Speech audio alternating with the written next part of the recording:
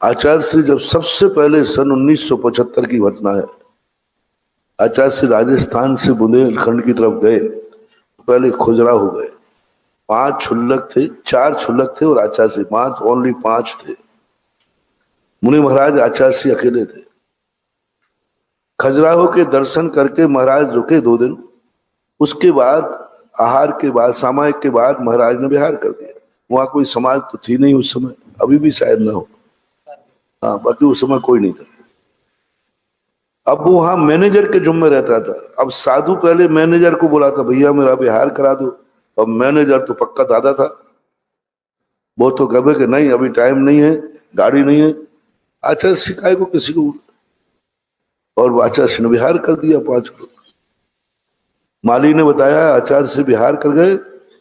वो मैनेजर इतना क्रोध किया, बोले मेरी अनुमति के बिना विहार कैसे हुआ? मेरी अनुमति के बिना कोई सामान नहीं जाएगा। आचार्य से उस समय चटाई लेते थे, अब तो नहीं लेते। चटाई होती ना, चटाई, और तो कुछ आचार्य पास था नहीं। 5 छोटी चटाई थी और किताबें थी, धर्म ध्यान दीपक व्यवस्था। आचार्य ने कहा सब यही छोड़ दो। वो कहता नहीं, चटाई नहीं जाएगी, पाटा नहीं जाएगा, जाने दो साधु को जहां जाना है, जाने दो साधु को जहां जाना है। कोई नहीं जाएगा, ना कोई सामान लेके जाएगा, ना कोई व्यक्ति जाएगा, कुछ नहीं। 5 साधु अपना पिछी कमंडल लेकर अकेले विहार कर रहे हैं।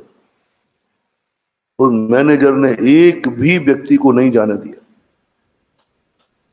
कसाई आगे, मेरी अनुमति के बिना विहार क्यों हुआ?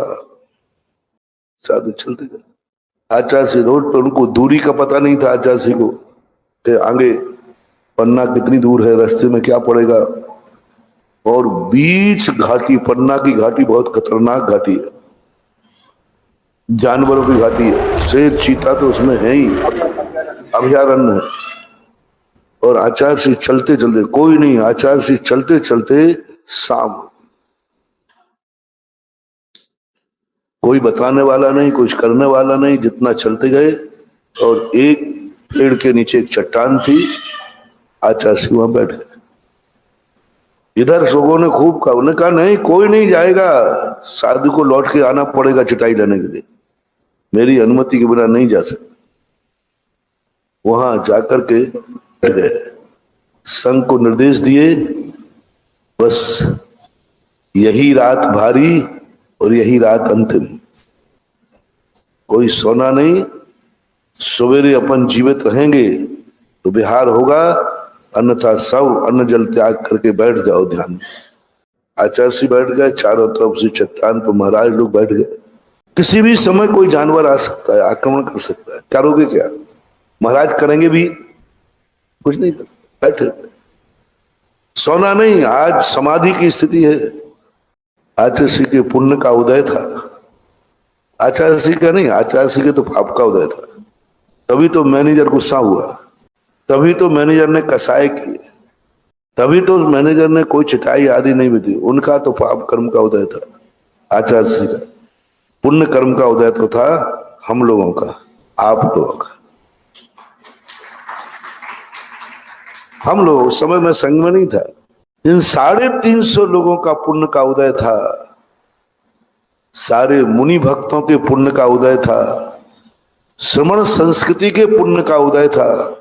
ये आचार्य श्री के पाप कर्म का उदय प्रभावकारी नहीं हो पाया। और हम लोगों का पुण्य इतना प्रबल था कि एक भी जानवर रात में नहीं आए। मैं ऐसे आचार्य श्री का पुण्य नहीं मानता हूं। उज्जवल को कुछ हो जाता है तो इन 350 का क्या होता? इन अनगढ़ पत्थरों को मूर्ति कौन बनाता? किसके बस की बात थी? इतना बड़ा पुण्य का उदय था। सवेरे आचार्य से उठे, सूचना भी नहीं दी उसने आगे कि महाराज जी हाथ में विहार कर गए, पढ़ना पड़ता है। सुबह आचार्य से उठे, मुश्किल से एक घाटी के ऊपर 2 किलोमीटर आगे जाकर स्थान था, लेकिन कोई बता देता तो आचार्य जी और चल देते। अब आचार्य जी को बताने वाला नहीं, ऐसा ऐसी स्थिति बन गई।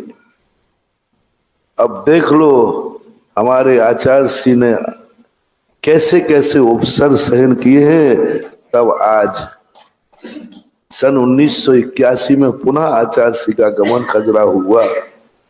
कदर से रोया, जैसे तुम कहते ना, तुम्हारे साथ में पढ़ने वाला कोई बच्चा जिसकी तुम स्कूल में जम के ठुकाई करते थे और नौकर बन के वो कलेक्टर बन के आ जाए और उसी कलेक्टरेट में तुम क्लर्क हो। ऐसा कई बार होता है। वो कलेक्टर बन गया जिसको तुम ठोकते थे, जिसको तुम पीटते थे, तुम्हारे ऊपर आंख भी नहीं उठा सकता था, आज वो कलेक्टर बन के आया। अब तुम्हारी हालत क्या हो रही है। इसलिए जब आचार्य श्री का प्रभाव बढ़ा तब वो रोया, ओहो मैंने ऐसे तीर्थंकर के प्रति, तीर्थंकर तुल्य चर्या वाले चतुर्थकालीन चर्या के प्रति ऐसे परिणाम किए। आचार्य श्री के पास आके प्रायश्चित किया। आचार्य ने कहा भैया काय का प्रायश्चित, मैं तेरे से नाराज थोड़ी हूं। यदि मैं नाराज होता तो दोबारा क्यों आता, मेरे लिए तो कोई विकल्प ही नहीं, मैंने तो कभी उल्हायना भी नहीं दिया। हम तो फिर भी प्रवचन में बोल रहे हैं, आचार्य श्री ने तो कभी ये संस्मरण प्रवचन में भी हम लोगों को तो सुनाया चर्चा करके। जब दोबारा खजुराहो जब गए थे, हम साथ में थे दूसरी बार 81 में, उस समय आचार्य श्री ने वो घाटी बताई, ये घाटी हमारा समाधि स्थल है। तो हम लोग समझे नहीं कि समाधि स्थल कहते, माने समाधि स्थल होता तो आप जिंदा कैसे रहते। समाधि स्थल में तो बख्ती आप तो जिंदा, और काय का समाधि। तो हम लोग तो महाराज जी कैसे बोल रहे, बोले हाँ एक बार मैं समाधि ले चुका हूं, लेकिन वो समाधि सफल नहीं हो पाई।